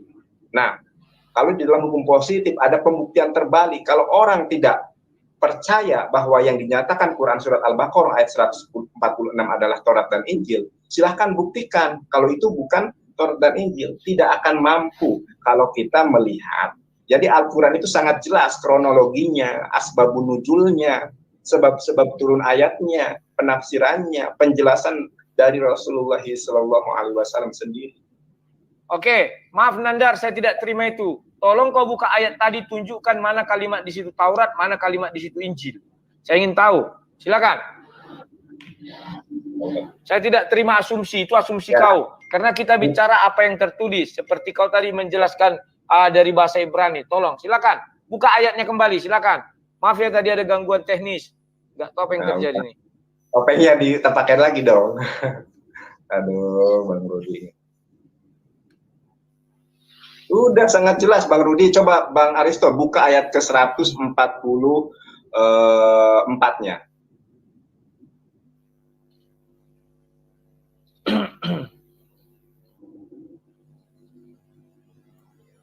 Ya, ayat 144. Kambilat wajahmu Muhammad. Itu tentang arah kiblat. Ayat 143-nya coba dirunut ayat tersebut. Nah, coba dilihat sampai dengan ayat 146 ya. Ini dari 143, dan demikian pula kami telah menjadikan kamu umat Islam umat pertengahan agar kamu menjadi saksi atas perbuatan manusia dan agar Rasul menjadi saksi atas perbuatan kamu. Kami akan menjadikan kiblat yang dahulu kamu berkiblat kepadanya, melainkan agar kami mengetahui siapa yang mengikuti Rasul dan siapa yang berbalik ke belakang. Sungguh, nah ini ya, Bang Rudi perhatikan ini. Dan sungguh pemindahan kiblat itu sangat berat kecuali bagi orang-orang yang telah diberikan petunjuk oleh Allah. Dan Allah tidak menyia-nyiakan imanmu. Sungguh Allah Maha Pengasih dan Maha Penyayang. Kutanya itu, yang kutanya mana Taurat di situ disebutkan, tulisan Taurat mana situ? Tidak kutanya itu. 146 itu menyatakan alladzina atainahumul kitab, orang-orang yang telah diberikan kitab. Siapa orang yang telah diberikan kitab itu? Sekarang saya mau nanya, di dalam hukum positif itu ada pembuktian terbalik. Kalau Bang Rudi tidak mampu, tolong kau buka itu ada tulisan Arabnya. Ada tulisan Arabnya, kau tunjukkan mana di situ dikatakan Taurat, mana dikatakan Injil di ayat 143. Silakan. 146. 146. Ah, 146. Oke, 146. Balik ke 146. Tadi 143, sekarang 146. Oke, silakan. 143 kan tadi sudah saya bacakan tentang arah kiblat. 146. Mana di situ ya? Mana di situ? Ya, silakan. Atainahumul kitab. Apa? Itu atainahumul kitab. Apakah bahasa Arabnya Taurat atainahumul kitab? Sejak kapan kau belajar itu? Hanya begini Bang Rudi. Bang Rudi ini nggak menguasai gramatikal Ibrani dan gramatikal. Tidak menguasai. Itu namanya asumsi. Bukan asumsi. Tidak ada ditulis Taurat. Tidak ada. Bukan asumsi. Asumsi. Bahasa Al-Quran ini ada gramatikalnya, ada nahu dan sorotnya. Gramatikalnya apa? Coba jelaskan. Ada fi'il amr. Siapkan mana? Dan ini ada tertulis Taurat dan Injil. Tak ada itu. Sekarang begini, pembuktian terbalik. Kalau ini bukan Taurat dan Injil, lalu siapa kitab yang telah diberikan itu? Kitab kepada Ibrahim. Kan tadi kau baca ayatnya, ada kitab kepada Ibrahim, ada kepada Musa. Jadi tidak bisa kau bilang itu asumsi. Nah, itu tidak kepada Musa. Tadi dikatakan sendiri oleh Bang Rudi, bisa kepada Musa. Ada Ibrahim, ada Musa. Kalau saya bilang kepada Ibrahim. Nah, sekarang begini, konteks ayat ini. Sebentar Bang Rudi, dengarkan saya. Sekarang begini, konteks dan tekstual ayat ini berbicara tentang apa? Asbabun kalau dibilang Zabur, sebentar begini aja. Ya, silakan. Coba begini Bang Rudi. Anda klik cari atau asbabun nuzul Quran surat Al-Baqarah. Saya tidak tahu. Sebentar. Asbabun nuzul yang buat siapa? Apakah Tuhan yang membuat asbabun nuzul? Bang Rudi. Saya mau dengar itu. Makanya jangan kau banyak kali membuka-buka sok hebat bahasa Ibrani, bahasa Arab aja nggak tahu. Tidak Aku ada tahu. ditulis di Taurat dan Injil. Mana Taurat, mana Injil? Saya- Mana Taurat dan Injil? Saya Kan objektif dalam hal ini. Saya objektif dalam hal ini. Silakan. Pertanyaannya, kalau itu ditujukan kepada Ibrahim, emang kitab apa yang diturunkan di Ibrahim? Nggak tahu aku. Tanya si Nandar. Nandar tadi ngasih ayat ada kitab kepada Ibrahim dan Musa. Bukan kitab kepada Ibrahim, itu suhuf. Bahasa tadi kok baca kitab. Kok baca Coba. kitab. Allah, suhuf kepada Abraham Jadi, itu. Suhuf buka. Ibrahim wa Musa, Quran surat Al-A'la ayat 19. Oke. Sekarang Nah, di kau dalam sudah bisa. Ya. Al-Baqarah 146 itu berbicara tentang kitab. Orang-orang yang Ya. telah diberikan kitab. Ya kitab kan banyak kitab. Zabur. Nah, melihat asbabun nuzulnya Bang Aristo, coba klik ya asbabun nuzul atau Buka Bang asbabun nuzul. Kita uji. Asbabun Kita uji asbabun ya. nuzul. Asbabun nuzul Quran surat Al-Baqarah ayat ke-146. Silahkan diklik, cari. Silakan. Ya, aku nggak bisa lewat sini, lewat HP. Coba di situ. Asbabun surah berapa? Asbabun nuzul Quran surat Al-Baqarah ayat 146. 146. Sebentar. Carikan ya. 146. Sabar ya. 46. Ini ya. Saya buka ya. Tafsir ya. Ya. Asbabun Ya. bukan tafsir. Ini sama. Asbabun nuzulnya di sini, Bang. Boleh tafsir juga boleh. Silakan boleh. Silakan. Asbabun nuzul. Surah berapa tadi? Surah Quran 46. surat Al-Baqarah. Ya, Al-Baqarah. 2 ayat Jadi- 136 ya. 146. Bentar, Bang, saya bacakan tafsir Ya. dan agama ya. Ya. Allah menjelaskan bahwa pengetahuan orang Yahudi dan Nasrani tentang benarnya kenabian Nabi Muhammad terang benderang. Orang-orang yang telah kami beri kitab Taurat dan Injil. Silakan. Bukan Al-Quran itu tidak seperti Bible yang nggak ada Bro. yang nggak ada Itu turunannya. tafsir. Tadi saya Semua nggak orang itu bisa ya. menafsir.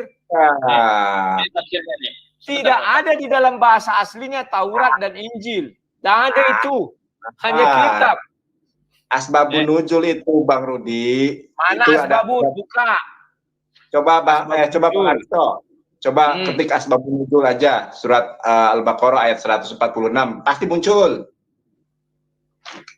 Terus saya gimana kalau di Al-Quran ini yang saya pakai asbabun nuzulnya gimana ya? Nggak ngerti saya.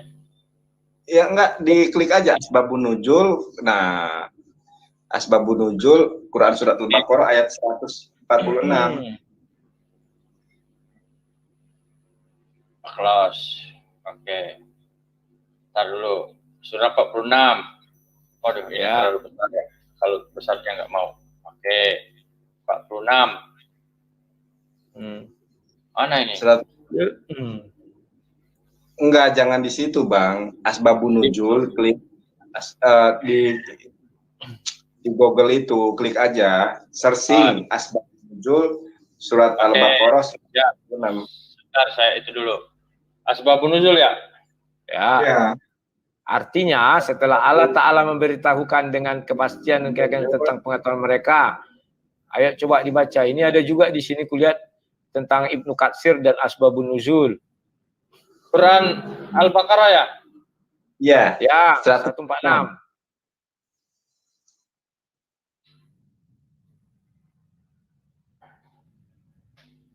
146. Nah ini. Di Asbabun nuzulnya. Ya.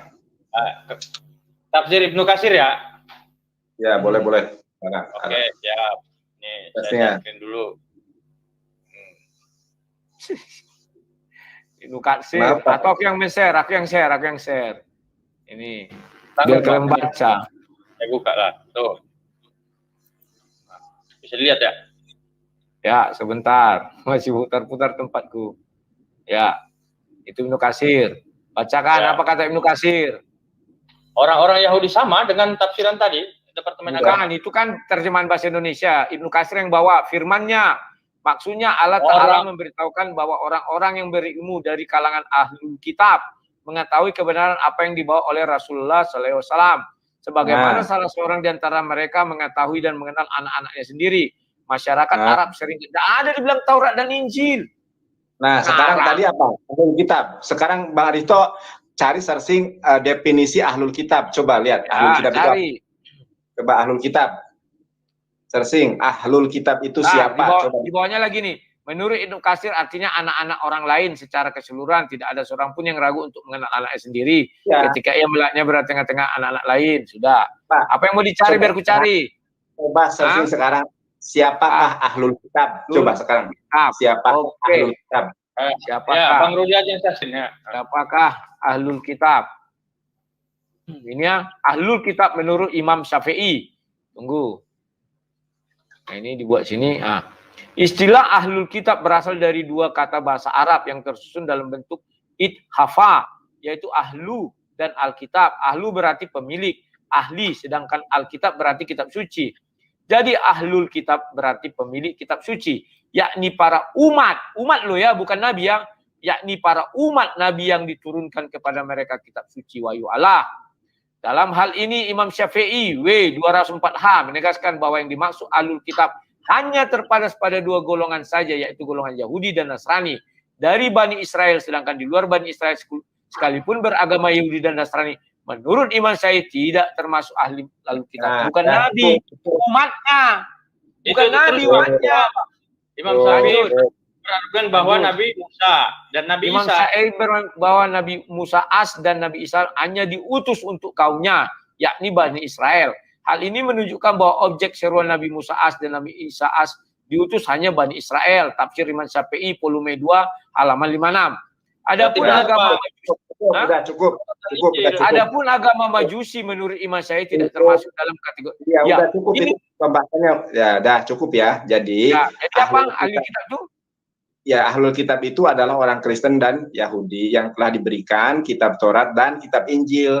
Aku nggak mau memaksakan, hidayah itu milik Allah. Orang akan menilai mana yang sesuai dengan data dan fakta, mana yang tidak. Bang Rudi orang baik.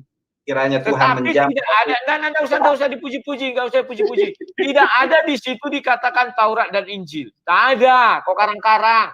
Nggak ada. Ahli kitab adalah umatnya, bukan nabinya. Jadi tidak ada nubuatan Nabi Musa di dalam Al-Quran tentang kedatangan Nabi Muhammad. Dan sekarang di situ dikatakan bahwa mereka mengenal Nabi Muhammad belum lahir. Bagaimana mereka mengenal? Sebentar. Bagaimana mereka mengenal sedangkan Nabi Muhammad belum lahir? Kan udah dinubuatkan. Di mana dinubuatkannya? Enggak ada, kok kasih saya nubuatan.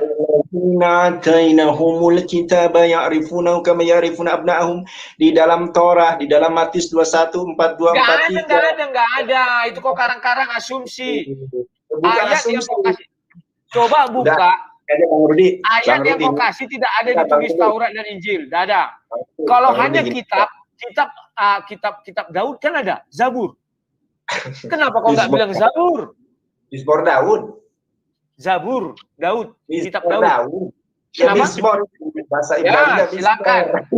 Sudah 2 jam. Boleh sepakat untuk tidak sepakat. Silakan closing. Dari siapa duluan? Tunggu, pertanyaan satu lagi loh. Satu pertanyaan, oke. Masih siap, Konandar? Masih kuat? Enggak usah pertanyaan. Aku udah malam ini. Aku takut pulang ini. Nanti. Oke lah. Siap. Masih satu pertanyaan deketar-ketir Konandar. Oke. Ditutup aja Aristo. Siap. Enggak ada closing dari terakhir. Gak usah closing. Tuhan menjamah, memenangkan, melawat, memilih Bang Rudi sehingga dijadikan pribadi baru, manusia baru dalam iman dan Islam. Haleluya, terpujilah Tuhan. Elohim Elohe Yeshma, Elohe Yishak, baru kata Adonai Elohenu, Melek Haola, Maslom Enggak dituntun syahadat Bang Rudinya. Tuntun. Sekarang sebentar lu. Apa benar Tuhannya orang Islam sama dengan Tuhannya orang Yahudi? Aku kan ada dengar itu kemarin katanya, iya tuh orang-orang Yahudi coba mengatakan. Pertanyaan itu Sama. Pertanyaan itu nanti besok ditujukan ke Bang Valen Siap. karena besok Bang Valen, Valen sama siap. Bang Rudi. Coba siap. Jadi katanya Bang Nandar mau nonton syahadat. Ya, tuntun. asyhadu Asyhadu. alla Allah ilaha ilaha illallah. illallah. Aku bersaksi Aku bersaksi bahwa tidak ada sesembahan bahwa tidak ada sesembahan yang berhak disembah yang berhak disembah kecuali kecuali Allah. Allah. Dah, titik. Tuhannya Ibrahim. Tar dulu, belum. Tuhannya Banyak Ibrahim. kali. Setahu nggak ada kayak gitu, Nan. Kau tambah-tambah itu. Nggak ada gitu. Wa asyhadu. Kau tambah-tambahin. Nggak ada gitu loh. Ya, lanjutkan. Wa asyhadu anna Muhammad Rasulullah. Dah, aku mau seperti orang Israel. Mereka hanya mengatakan asyhadu apa tadi? Illallah itu aja. Asyhadu Asyhadu alla Allah ilaha ilaha illallah. illallah. Sudah, titik. Bersaksi. Aku bersaksi Aku bersaksi bahwa tiada Tuhan selain Allah. Muhammad utusan Allah. Nah, itu kan orang Yahudi nggak nyebutkan itu. Gimana? Apakah aku bisa apa? Ya udahlah. Udah, terus lagi Bang. Ya udah, oke. Oke, tos lagi di tengah-tengah. Oke, sampai Oke. jumpa. Ya. Baik. Thank you Bang Rudi Ya. sudah hadir pada malam hari ini memberi satu dialog yang cukup luar biasa. Begitu juga dengan Yonatan Nandar. Terima kasih sudah hadir. Izin. Oke. Iya.